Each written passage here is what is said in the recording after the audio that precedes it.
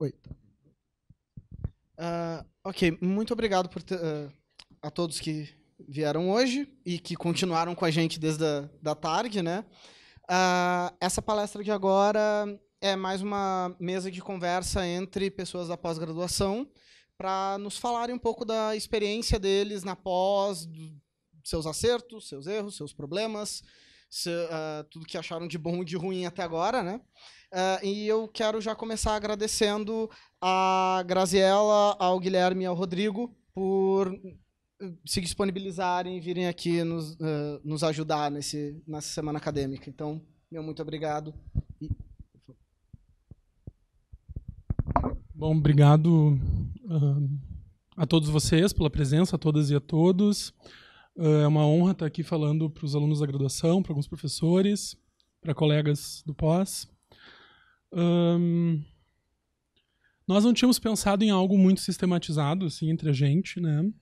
Mas eu trouxe um pequeno texto que eu pensei em fazer a leitura. Ele trata de alguns problemas que têm me ocupado nos últimos anos, sobretudo o problema da estética e da filosofia da arte, que são as áreas que eu estudo desde 2008, sou orientado pela professora Katrin Rosenfield.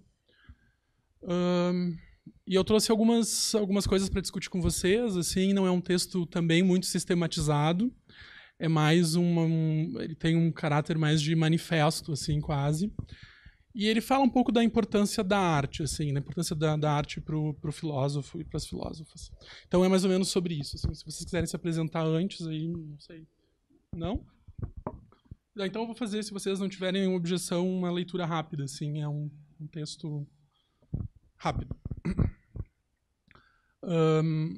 Tá conseguindo gravar? Tudo certo?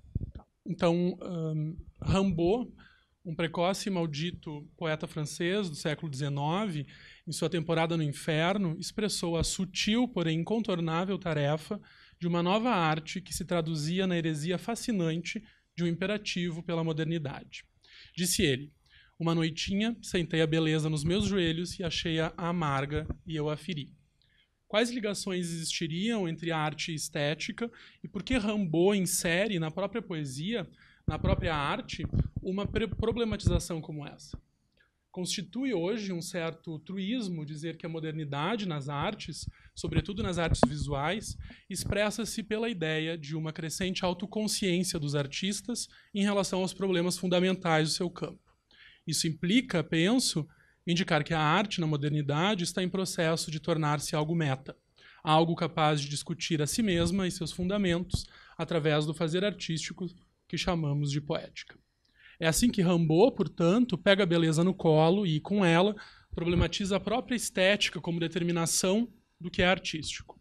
Essa sua metáforazinha da beleza como uma criança colocada sobre os joelhos de alguém mais velho lhe serviu também para denunciar, num horizonte anacronicamente freudiano, o regime imposto pela essencialidade da beleza em pleno século XIX e que, como a criança pequena, mostrava-se sob o regime daquilo que o psicanalista austríaco viria a designar anos mais tarde por His Majesty the Baby, ou seja, o supremo princípio narcísico e seu típico amargor autoritário todo-poderoso de que ao bebê tudo se concede. Mas é aqui, então, com uma injúria à beleza, como sugeriu Rimbaud, que a castração começa. Aqui começam a ser apontadas as limitações da estética, aqui começam a ser cerceadas suas pretensões metafísicas. E, finalmente, puxando as brasas para o meu assado, a estética começa a ter o seu alcance definicional para a arte limitado. Quero aludir hoje a esse problema e sugerir que ele não é ainda uma questão bem resolvida ou bem dimensionada. E isso porque há, entre nós, a herança fantasmagórica da estética, e ela nos apavora com pedidos por beleza e sublimidade. E ela retorna em intervalos, feito recalcado, para seguir chafurdando nos freudismos. A estética, como uma disciplina tardia e meio bastarda, não é de hoje que endereça os conceitos de beleza, prazer, imediatidade, desinteresse, forma e experiência estética como constrições ao fazer artístico. E ao longo dessa história, que fala do encontro da filosofia com a arte seguiu sendo domesticada pela especulação filosófica. Depois de Platão, quando foi desterrada e condenada como uma mera fantasia e só permitida como uma vã pedagogia encucadora, imaginamos que Aristóteles finalmente a salvaria e, feito um cientista, estudar partes, especificidades e diferenças, gêneros e espécies, a colocaria num lugar menos ofensivo e todo seu. Os medievais, francamente, fizeram pouco e ao artista concederam só o lugar de um iluminador das coisas divinas. E, por outro lado, concederam à arte o lugar subalterno da revelação teológica. A herança proibitiva do Decálogo, por exemplo, e as bulas papais de Gregório abafaram a arte visual, sobretudo, com tendências iconofóbicas. Cito o Decálogo: não farás para ti imagem de escultura nem semelhança de qualquer coisa. E foi assim que, por anos, a representação em arte foi varrida para baixo do tapete protocolar da leitura das escrituras divinas.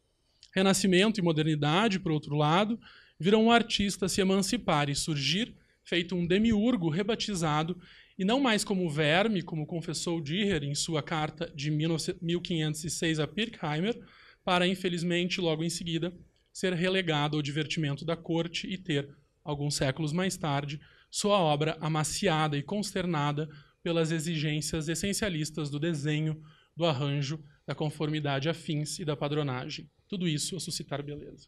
Esqueci de passar, mas essa é a citação da carta do Dürer ao Pirkheimer. Então, ele diz assim: aqui em Veneza eu sou um nobre, um cavalheiro. Então, ele está aludindo ao contexto do Renascimento, que, como vocês sabem, inicialmente é um acontecimento essencialmente italiano, né? Mas em minha própria casa sou tratado feito um parasita, como se eu fosse a vermina. Então, começa a surgir também no Renascimento a ideia de um certo autor. Só abrir aqui.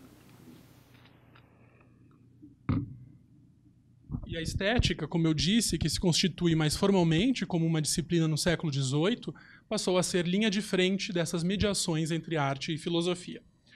Embora eu, depois desses quase 14 anos estudando arte, filosofia, estética, história da arte, não tenha mais vergonha em subir um pouco o tom dessa minha condenação de hoje, Arthur Danto, um filósofo contemporâneo, foi bem mais mordaz que eu ao dizer, no seu descredenciamento filosófico da arte, que, eu cito Danto, da perspectiva da arte, a estética é um perigo, mas da perspectiva da filosofia, a arte é um perigo ainda maior, de modo que a estética é o seu pequeno agenciamento para lidar com ela. Há, portanto, uma tensão entre arte e estética que precisa ser admitida por quem faz filosofia. Mas existem formas de se trabalhar com essa tensão, convivendo com ela, afeiçoando-se a ela. É possível abandonar de vez a estética tradicional e suas heranças modernas, enquanto pretensões legítimas de explicar a natureza da arte. Ou, outra forma, é revisitar a estética, reconhecendo sua contextualidade, reconhecendo que ela teve seu aqui e seu agora, e, a partir desse reconhecimento da sua própria determinação histórica, ousar repensar os seus fundamentos. Beleza, prazer, desinteresse, forma, experiência estética, e assim por diante. Mas essa revisitação, porque se fará hoje, precisará também abrir-se necessariamente com coragem para a arte contemporânea. Porque a arte contemporânea aprendeu muito com Rimbaud e segue até hoje atazanando a criança turrona. Não nos esqueçamos da arte contemporânea e, sobretudo, de como ela se apresenta a nós, onde e quando, de que modos, por quais meios. Assim, o que teve a dizer a nossa filosofia e a nossa estética do século XX sobre os inquietantes objetos apresentados por artistas como, por exemplo, Duchamp? O que teriam os estetas a dizer sobre essas coisas aparentemente abstrusas? Duchamp começa sua aventura conceitual com um mero secador de garrafas comprado num brick qualquer, mera tralha tirada do lixo. Depois, oferece uma pá de neve pendurada do teto por um fio de nylon, em cujo braço se lê uma piada não muito boa, em antecipação ao braço partido. Mais tarde, aparecem o pente de cachorro e a famosa ampola de vidro contendo o ar de Paris. Que disse a estética sobre essas coisas? Duchamp, contudo, com suas bobagens artísticas, como dizem alguns, performou uma virada de 360 nas artes. E é preciso dar a ele o seu mérito. Depois dele, tivemos Warhol, com suas caixas Brillo, tão idênticas às de sabão, vendidas em quaisquer supermercados americanos nos anos 60. O que dizer delas? Que são somente uma crítica à moderna sociedade de consumo, me parece, francamente, algo de pouca criatividade intelectual e sensível. Pois há, nessas caixas, uma problematização embutida, incorporada sobre a própria natureza da arte. A arte é aquilo, afinal de contas, que tem determinada forma, é só aquilo que o olho discrimina e, portanto, é só aquilo que deleita? E o que falar, então, de Rauschenberg, que num gesto provocativo, num verdadeiro atentado ao tão descolado expressionismo abstrato da cena nova-iorquina, pede a de Kooning, papa da pintura abstrata americana, um de seus desenhos só para apagá-lo e depois exibi-lo a si mesmo, apagado, borrado pelo trabalho da borracha, ao seu público. Ou então, Kossuth, com suas cadeiras. O que terá dito a ortodoxia estética sobre ele, que apresentou ao mundo da arte uma cadeira real, a descrição de uma cadeira e a fotografia dela, reativando aquela antiga querela platônica e a sua breve ontologia da arte no livro 10 da República. É preciso admitir que artistas contemporâneos não estão mais preocupados com a beleza e que se desobrigaram em aquecer os preceitos normativos das estéticas tradicionais. Não são, sinto informar-lhes, os filósofos que legislam sobre a arte e sobre como a arte deve ser. São os artistas eles mesmos. De modo que a nós compete somente propor comentários, tentar descrições, interpretações e assim por diante. E também problematizar o que são essas coisas, comentários, descrições, interpretações, quando são aplicadas à arte. Embora ainda hoje se sugira entre nós que fazemos da filosofia uma espécie de profissão, que a relevância atual de pensadores como Kant, Hutcheson e Monroe Beardsley se atualiza e se sustenta pela seleção da própria história, e que são eles que compõem o cânone após essa filtragem histórica, essa sugestão parece-me francamente ingênua. Ao oferecer a imagem de uma história autônoma e imaterial, ignora-se o fato de que ela é feita por mulheres e por homens necessariamente situados, mulheres e homens que escolhem o que ler, analisar e o que transmitir, sempre com base em justificações. Quando aplicada à arte, por analogia, essa imagem é simplesmente absurda, porque afirma implicitamente como seleção e filtragem o apagamento deliberado de artistas e de obras com base em preconceitos velados.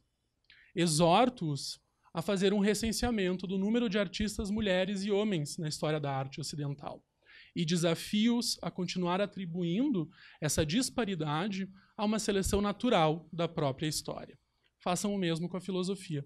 Apagamentos foram deliberadamente feitos, e negar isso, seja no pormenor do argumento ou no descuido da sugestão, constitui, pelo menos para mim, quase uma má-fé intelectual.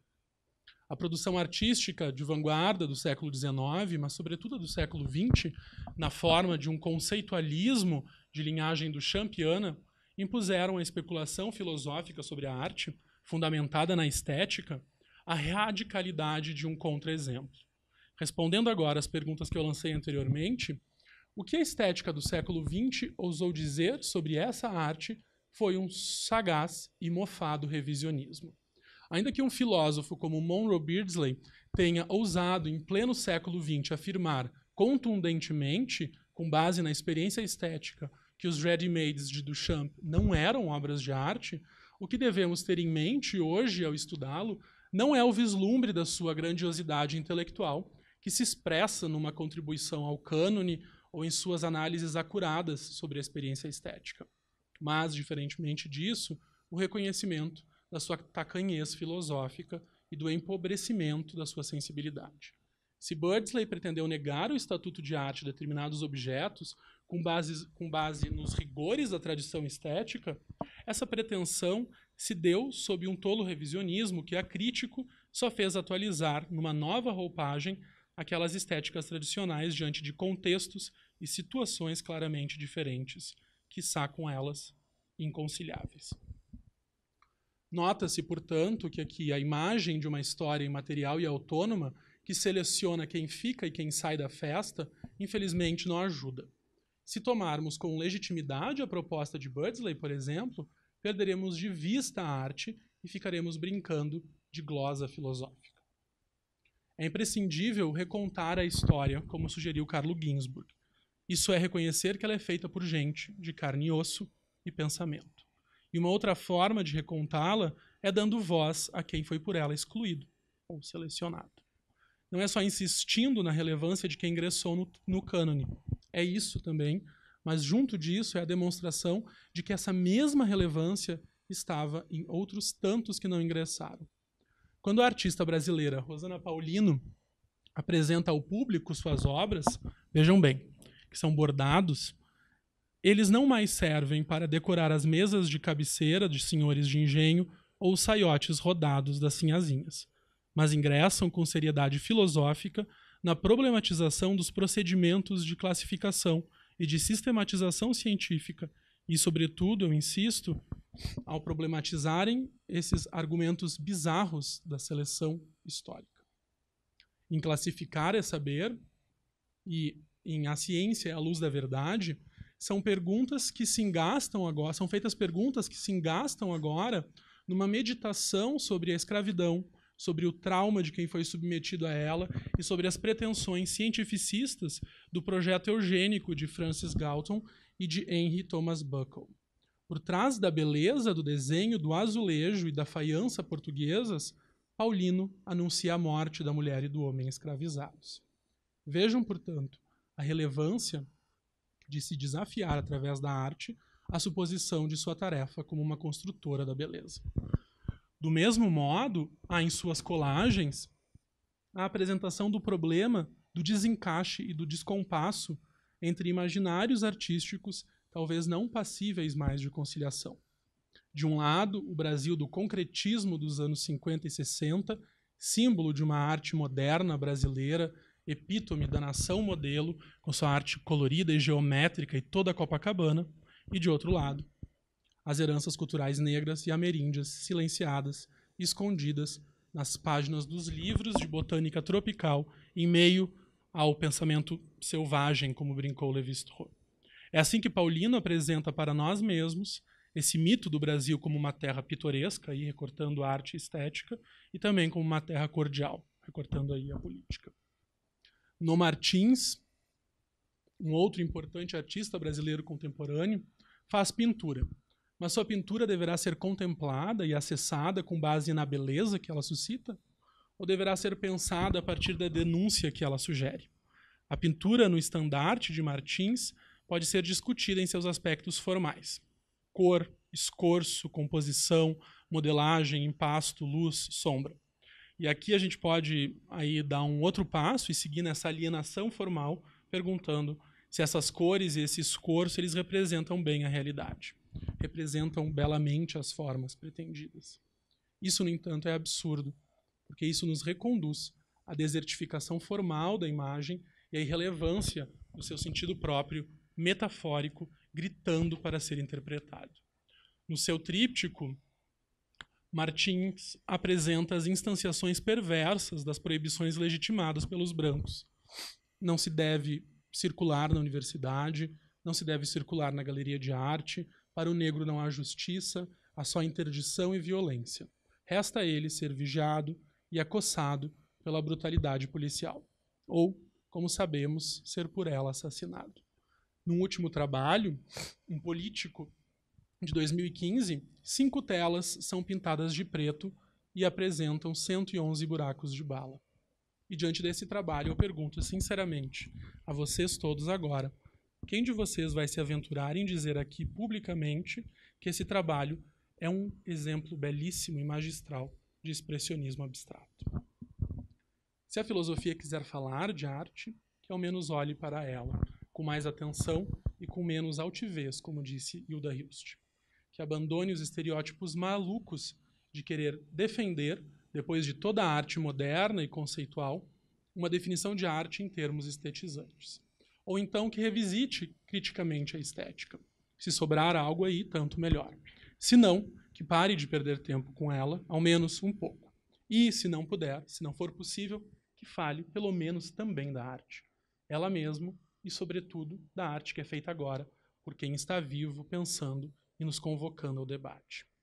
Porque a arte, como disse Danto, de novo, coloca ela mesma as suas questões, convoca ela mesma certas reflexões. Wittgenstein, em O Livro Azul, que é uma obra formada por anotações de aulas que foram coligidas posteriormente, falará de um desejo por generalidade e de uma atitude de desprezo para com os casos particulares, que nos assolam ao seguirmos linhas de investigação e análise filosófica. A intuição de Wittgenstein, que começa a se processar em Um Livro Azul, se é que eu leio bem, diz respeito ao reconhecimento de que a investigação filosófica não será necessariamente estorvada pela consideração de exemplos concretos e de casos particulares, mas que se enriquecerá por essa consideração. Essas ideias ecoam no novo diapasão quando contrastadas com uma outra também de Wittgenstein em Cultura e Valor, onde ele diz, e eu cito: hoje em dia as pessoas pensam que os cientistas existem para instruí-las e que os poetas, os músicos, etc., existem para lhes deleitar. A ideia de que estes tenham algo para lhes ensinar não lhes ocorre. A execução de um trecho musical ao piano é, em certo sentido, a dança dos dedos humanos. Poder-se-ia dizer que Shakespeare mostra a dança das paixões humanas. Aí, portanto, temos a sugestão de que a arte exibe aquilo que é humano, colocando-nos diante da nossa própria humanidade para revê-la, repensá-la, restituí-la. Alva Noe me parece recuperar algo disso em seu Strange Truths, Art and Human Nature. Eu estou traduzindo com o Rodrigo. Para terminar num tom um pouco mais esperançoso e não tão cataclísmico, a minha leitura, eu leio uma passagem do discurso do Neruda na ocasião do recebimento do seu Nobel Literatura, onde ele diz o seguinte: de tudo isso, meus amigos, surge uma lição que o poeta deverá aprender com os outros. Não há nenhuma solidão intransponível. Todos os caminhos levam ao mesmo ponto, a comunicação do que somos.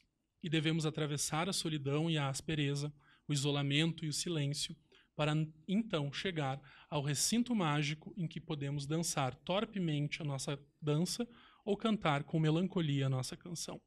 Mas nesta dança e nesta canção estão consumados os mais antigos ritos da consciência de ser humano e de crer em um destino comum. Obrigado.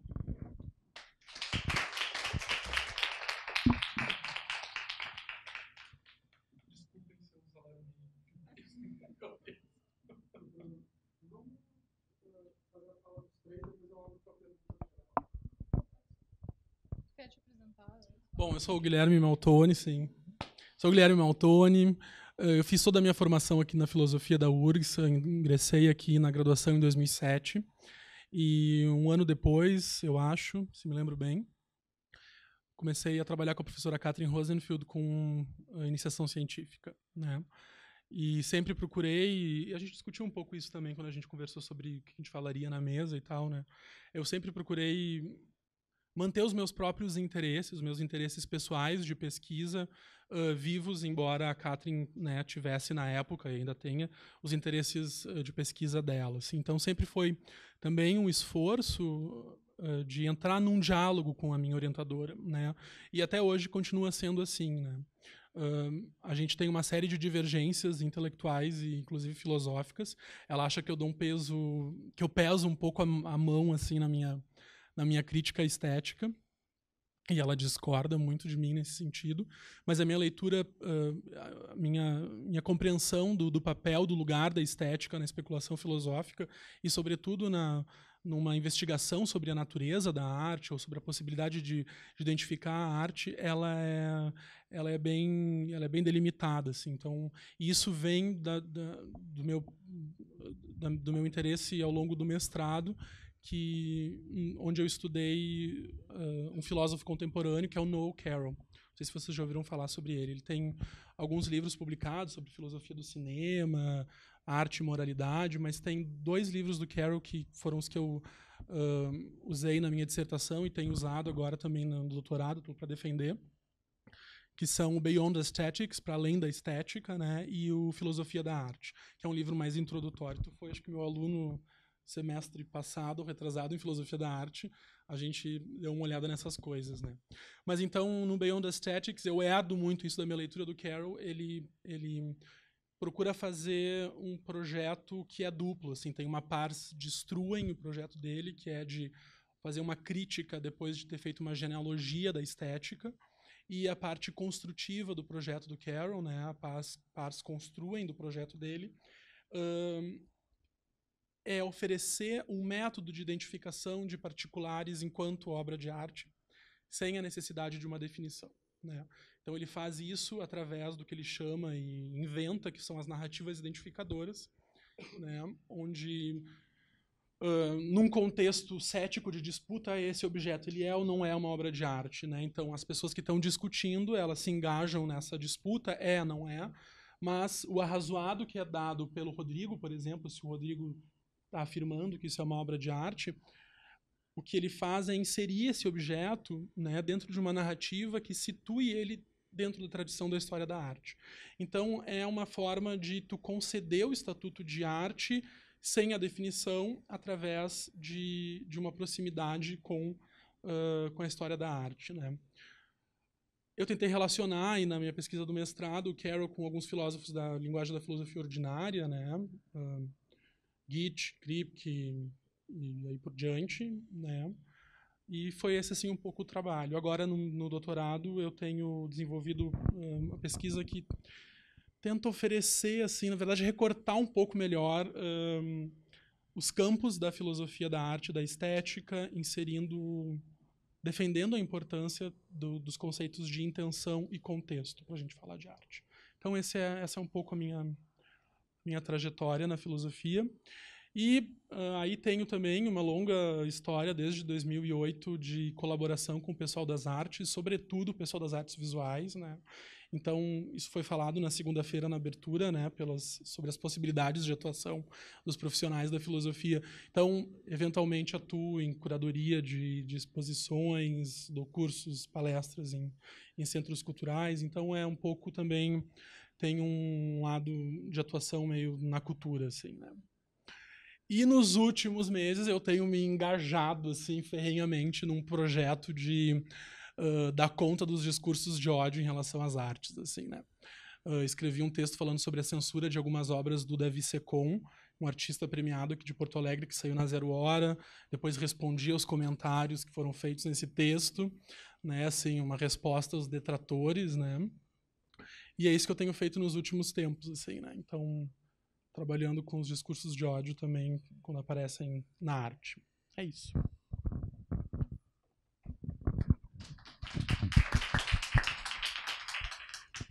Então, tudo bem. Eu acho que eu torrei um pouco do meu tempo de tarde, assim, falando sobre a minha dissertação, enchendo o saco de vocês com tudo que eu faço. Então, eu não preparei nada muito específico, nem esquematizado aqui. Eu sou a Grazi, eu sou licenciada em filosofia, apesar de ter feito todas as disciplinas da licenciatura junto com o bacharel, porque na época era tudo a mesma coisa, né? Hoje em dia eu acho que mudou um pouco o currículo. E ingressei no mestrado, basicamente com um projeto muito parecido com o que eu apresentei hoje, estudando teoria crítica e teoria crítica feminista, né? E o meu doutorado também é um recorte bem específico do meu projeto do mestrado. E eu não sei, eu acho que a minha trajetória na filosofia foi se moldando assim com o passar do tempo, porque eu acho que faltavam 2 semestres para terminar a graduação e eu não sabia bem do que eu gostava, o que eu faria, se eu deveria estudar, sei lá, Kant, porque era mais fácil de passar num processo seletivo ou não. Na verdade, eu tinha muito pouca noção, assim, de como funcionava o processo seletivo. Sei lá, em que época do ano era, e eu só tinha noção que as pessoas que entravam eram pessoas com bons currículos e que tinham iniciação científica, que eram 2 coisas que eu não tinha na época. Então, assim, por meio de outros colegas que foram lá e tentaram, eu fui tendo contato com o processo seletivo, de como funcionava o departamento, conhecendo os professores. E a minha trajetória também foi bastante moldada assim, pela entrada do Felipe, que é o meu orientador, que trouxe um referencial teórico novo para o departamento, que a gente não estudava muito teoria crítica aqui, ou basicamente nada, talvez. Nada, eu quis ser mais simpática, dizendo, um pouquinho, mas nada, entendeu? Então, o Felipe entrou, trouxe um referencial teórico novo, a gente começou a estudar Honneth, a gente teve arejou um pouco as disciplinas de política que há anos estavam moldadas, assim, num outro quadro teórico. E aí eu comecei a me encontrar e comecei a entender o que era pesquisa, na verdade, porque eu também não entendia. Eu ia lá, fazia os trabalhos das disciplinas e as provas, então eu não sabia bem como funcionava.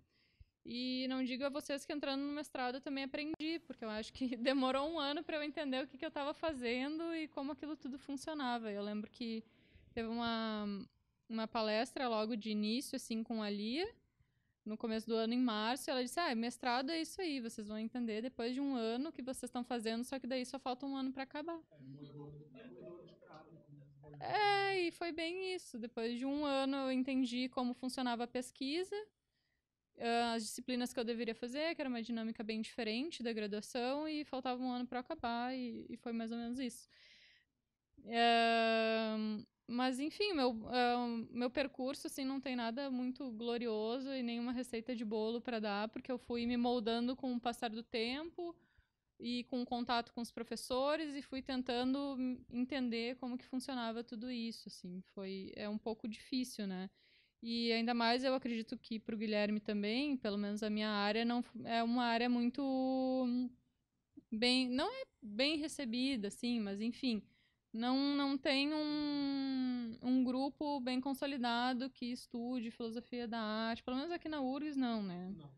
Mas, inclusive, já me disseram, estuda mesmo, tu estuda filosofia da arte. Tu estuda essas coisas, assim, relevantes. E na graduação a gente não tem muitas disciplinas também. Eu acho que eu tive uma só com a Virgínia. E era um achado, assim, né? Porque a gente não teria contato mais com filosofia da arte. E teoria crítica também, então foi meio difícil, assim, no começo. E até hoje a gente está lutando para agregar mais pessoas e para tentar expandir, assim, os horizontes.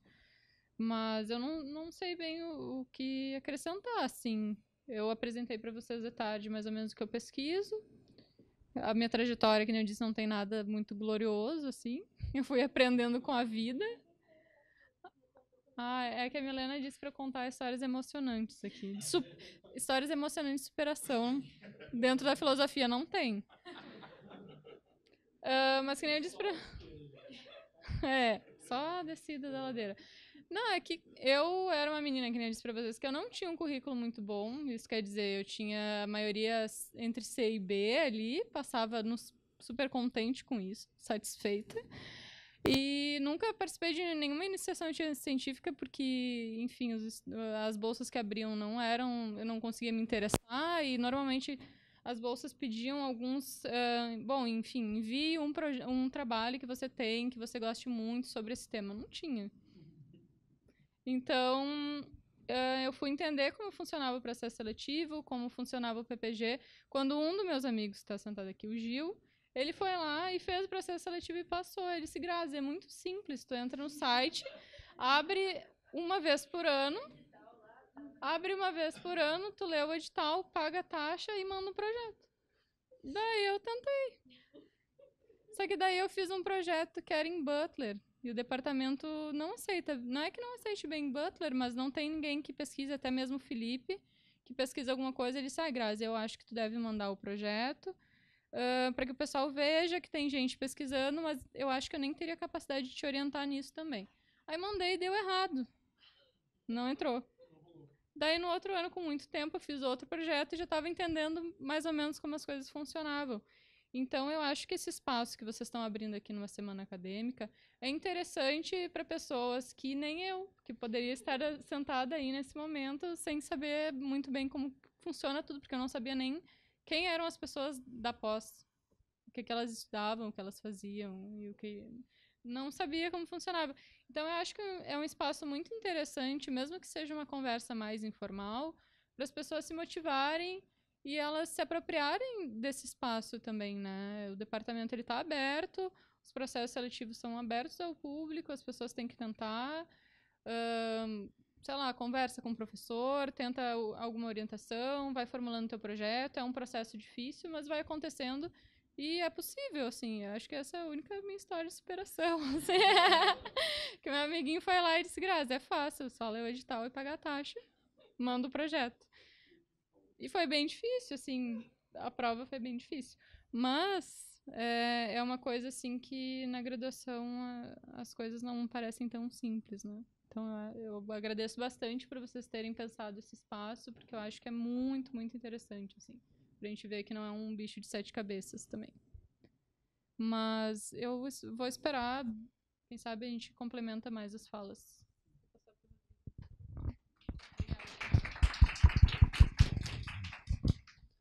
Boa noite, meu nome é Rodrigo. Eu estou terminando o doutorado agora, no final do ano. Eu entrei junto com o Guilherme. Eu fiquei pensando assim, quando me convidaram, o que exatamente queriam, né? E pensando assim, bom, por que me chamaram? E o que será que esperam assim de ouvir da gente, né?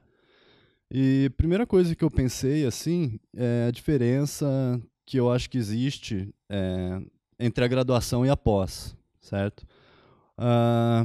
Aqui eu acho que ainda dá para você ter uma espécie de transição. Por quê?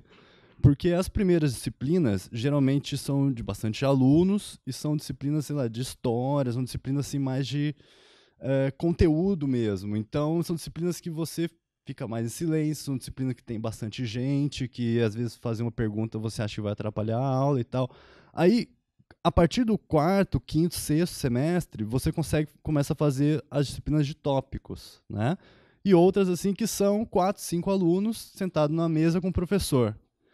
Ali eu descobri outro curso completamente diferente, onde você debate os temas, dialoga, tem espaço para pergunta e você vê o professor, você chega a tocar nele e pensar, putz, isso é real o que está acontecendo, sabe? Você tem essa experiência muito presente, muito física, assim, que eu acho necessária, sabe? E ali eu acho que já começa ali a construir o que é o ensino na pós, certo? Isso é uma primeira experiência de transição que eu acho que existe. Segunda, que isso me preocupa muito desde da graduação, quer dizer, não a mim mais, mas pelo que eu percebo, tá? É experiência de escrita, certo? Muitas vezes na graduação você prepara algumas provas, faz alguns trabalhos, muitos inclusive sem saber o que é para escrever, como que é para escrever, o que é para ser tratado. Às vezes o professor, mesmo tendo a maior calma para explicar, você nunca fez aquilo. Você nunca leu nada, não tem um modelo exemplar para você se basear para fazer o seu trabalho, né? Mas aí o TCC, pelo menos para quem faz bacharelado, já é uma primeira experiência de trabalho de fôlego. Então já dá uma medida uma pequena medida do que vai ser no mestrado, certo? Então eu acho que a escrita é um problema para as pessoas de outros cursos em geral, tá? Mas é muito, muito maior para humanas. Isso é uma pesquisa mesmo que fizeram, que as pessoas de humanas elas já entram sabendo, já entram achando que já sabem escrever, ok? Já entram com essa. Isso é uma pesquisa de um cara chamado Robson Cruz, se eu não me engano. Ele é professor da PUC-SP, depois ele está no FMG agora. E é um dos primeiros caras que está pesquisando sobre esses aspectos da pós-graduação, da escrita. Tá? Ele diz umas coisas muito interessantes que eu acho legal compartilhar com vocês. Uma delas é a seguinte: as pessoas de humanas, elas têm muito assim, elas já sabem, elas já acham que sabem escrever e elas são as primeiras a ter controle sobre a escrita. Quer dizer, aquilo que ela está fazendo surge de uma forma, ela acha que a escrita é natural, e aquilo ela vai, simplesmente, ela sabe o que é uma escrita que deve ser feita e o que não deve ser feito. Tá? Aí eu contrasto, e esse estudioso contrasta também, com a escrita do autor de ficção. E aqui é até bom para conectar com o trabalho do Guilherme. O escritor de ficção, em geral, entende que aquilo é um trabalho, não é natural. Ele vai aprender com o desenvolvimento. Ele vai aprender vendo outros autores de ficção, lendo bastante outros autores, e vai adquirir um estilo próprio pelo trabalho, pela realização desse trabalho contínuo. Okay? Então, pelo hábito. Ótimo. Pelo hábito. Então, o filósofo, ele não... o filósofo, eu estou falando das humanidades em geral, acreditam que aprender a escrever é um negócio natural e que já existe uma maneira certa de escrever. Já existe. E eu falo por experiência própria, a maioria das correções e rabiscos vermelhos que eu tinha nas minhas provas, ou coisa do tipo, ou correções pela internet, eram correções estilísticas. Estilísticas. Não eram de conteúdo, não eram de argumento, eram estilísticas. Isso é, claro, um exemplo de como se reproduz esse controle absurdo sobre a escrita filosófica. Okay? Então, isso é uma primeira coisa. E não só a filosofia acadêmica, certo? Porque tem uma diferença, por exemplo, nas ciências exatas e tal. Claro que eles se perguntam, depois que eles se formam, estudam, puxa, agora eu estou na pós, eu vou ter que escrever. Eu pesquisei, fiz continha a minha vida inteira, vou ter que escrever. Mas ele fala, ok, eu tenho que escrever, então eu vou aprender como se faz isso. Então, para eles é um trabalho, eles aprendem a ser escritores, mesmo nessa. Para nós, na humanidade, não. A gente já sabe escrever, certo? Outra coisa, outra distinção que ele faz desse negócio da escrita é, por exemplo, como como às vezes a arte em geral a gente tende a não olhar, a não perguntar para outra pessoa como ela escreve.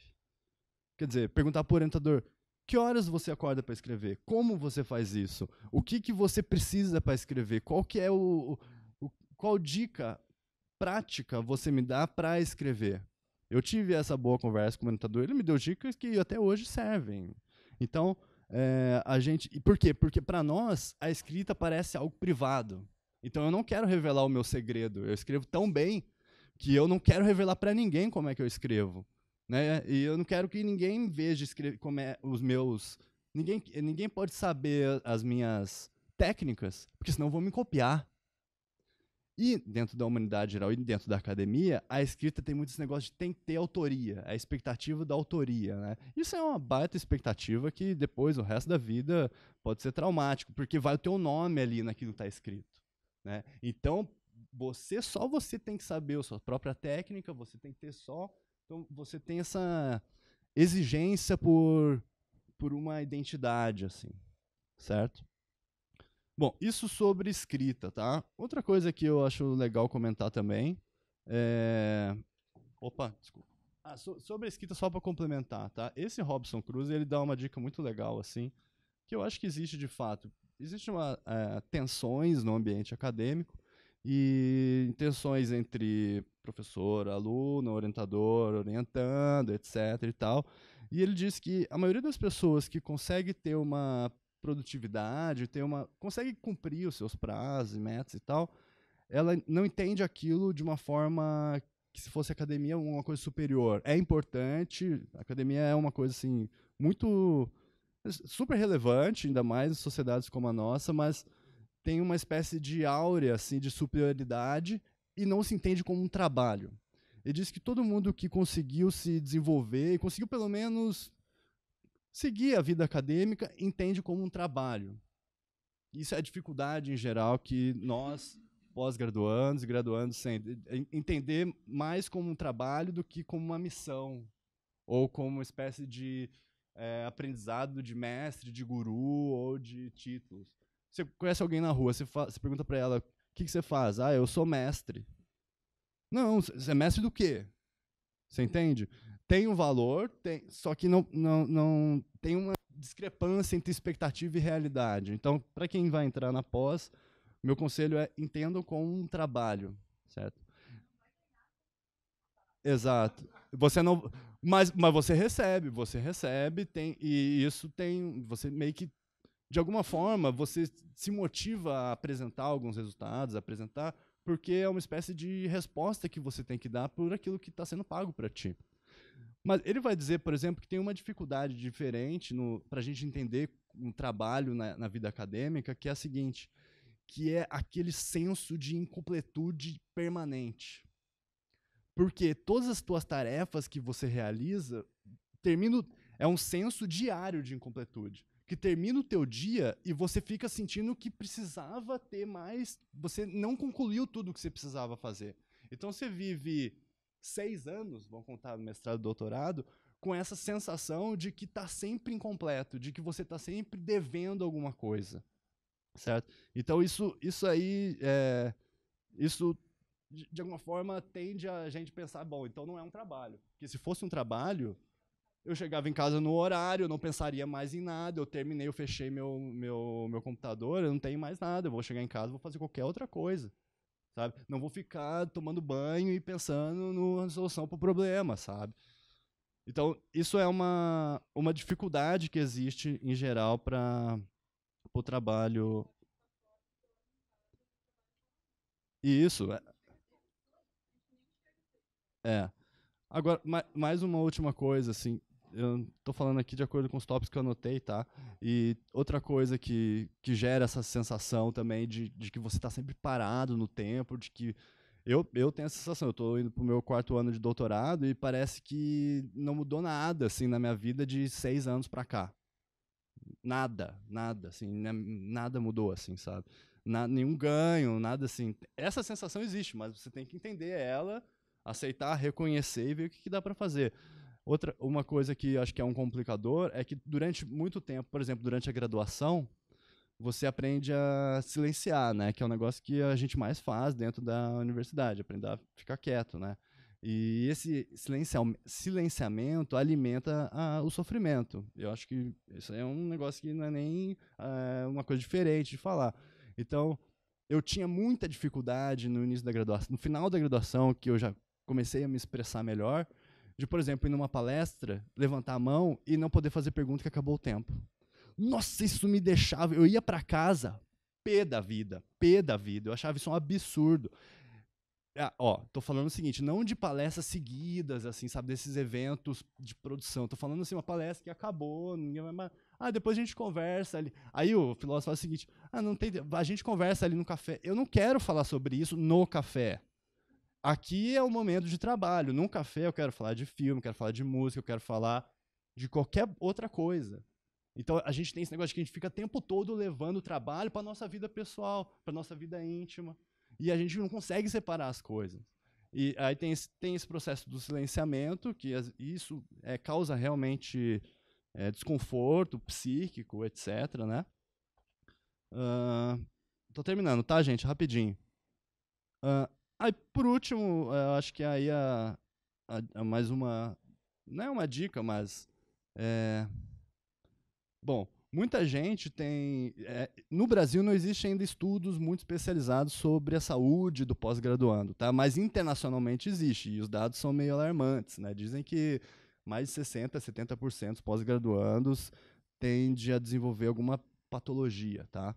Sobre isso, eu acho interessante o seguinte. Primeiro, a maioria das pessoas que vão fazer terapia ou tratamento durante a pós é a primeira vez na vida que está fazendo. E já chega com diagnóstico avançado, pesado, porque não se preparou para isso. Então, eu acho isso uma coisa importante, vocês pensarem na graduação, já começar antes. Não estou dizendo que a academia que faz isso, não, mas pode ser, como qualquer outra droga, um gatilho para disparar aquilo. Entende? Às vezes a pessoa já tem propensão, né? Eu falo por experiência própria, eu entrei no doutorado, fiquei com depressão por 3 anos seguidos, fiz terapia, e parte disso foi descobrir que tudo aquilo que estava sentindo não era por causa do doutorado, não tinha nada a ver com o doutorado, tinha a ver com a minha vida anterior, pregresso, meu histórico de vida e tal. Então, você chega no doutorado, aquilo de alguma forma tira a tampa de um monte de fantasma e trauma que você tem e você já não consegue mais viver como antes. Você tem essa vida que é antissocial, porque a maioria do trabalho é sozinho, né? Então você fica sem esse contato social e tal. Então tem esse dado que é alarmante, de que a maioria dos diagnósticos são meio absurdos, né, do pessoal que já chega muito tarde para fazer. Tá? E isso acontece. Por quê? Porque as pessoas têm resistência a dizer que estão sofrendo por um negócio que não era para sofrer, supostamente. Né? Um negócio que, bom, isso aqui é vida acadêmica, não tem nada de sofrimento. Eu vejo todos os filmes americanos. Eu sei como é a universidade americana. É só sexo, droga. Não é para ser sofrimento, mas tem. E aí a pessoa tem que entender. E aí ela vai dizer assim, bom, se eu reconhecer isso, vai ser uma fraqueza. Eu não posso demonstrar fraqueza, nem no meu ambiente, nem em qualquer outro lugar. Por quê? Porque as pessoas acham que se elas desistirem, isso vai ser um sinal de fracasso. Não pode fracassar. Então, a gente, em geral, na vida acadêmica, a gente entende que desistência é sinônimo de fracasso. Muito mais pelos nossa expectativa alta sobre aquilo. E não estou dizendo para vocês desistirem, tá? Estou dizendo que não tem problema, sabe? Que tem outras coisas para fazer também na vida e tal. É isso, então.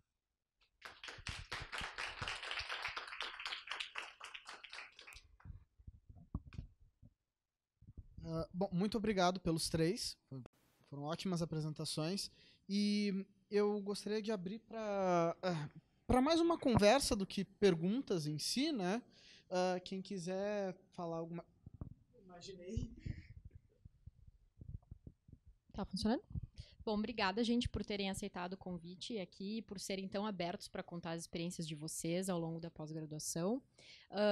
Aqui na Semana Acadêmica a gente está tendo umas perspectivas interessantes, assim, então na segunda-feira a gente viu o pessoal que se formou em filosofia e decidiu trabalhar com a licenciatura diretamente, né, no ensino médio.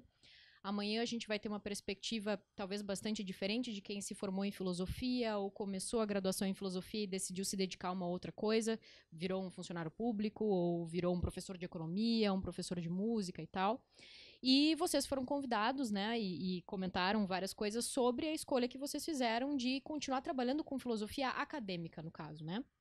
E como um dos nossos objetivos é também conhecer um pouco quem nós somos, né, quem são esses estudantes e as estudantes de filosofia, eu queria fazer uma pergunta para vocês no sentido assim, o que motivou vocês a começarem a estudar filosofia na graduação? E o que motivou vocês a continuarem estudando filosofia? Ou seja, bom, terminei a graduação, né, tem outras formações que o pessoal faz lá, festa no salão de atos, e bom, me formei, não quero nunca mais voltar. E aí vocês decidiram continuar estudando, né? Fizeram um mestrado e aí, bom, não bastou e fizeram um doutorado e agora, né, vocês dois estão terminando o doutorado. Então, como vocês veem essas expectativas também de quando vocês entraram, né? Se isso seguiu motivando vocês até agora ou se as motivações mudaram e como vocês veem isso agora, né, nessas etapas que vocês estão.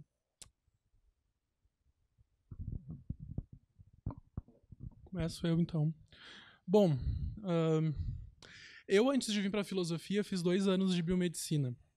E sempre soube que o que eu queria, na verdade, era trabalhar com docência, ser professor. Isso já era um sonho que estava dado antes da escolha após, assim, ensino médio, né? E sempre tive um contato grande com filosofia no ensino médio e isso despertou em mim esse interesse, né? Pela filosofia, pela arte também, um pouco veio de casa, assim. Mas também teve todo um achar nessa época que eu não devia fazer filosofia. Que isso ia ser gerar uma celeuma familiar, assim. E aí eu acabei indo para biomedicina, fiz 2 anos de biomedicina, e aí me dei conta, não, tô fazendo esse curso, não é para mim, eu quero fazer filosofia, né? Vamos ver o que é isso. E aí fiquei estudando, fiz o vestibular, passei a ingressar em filosofia. Então, óbvio, teve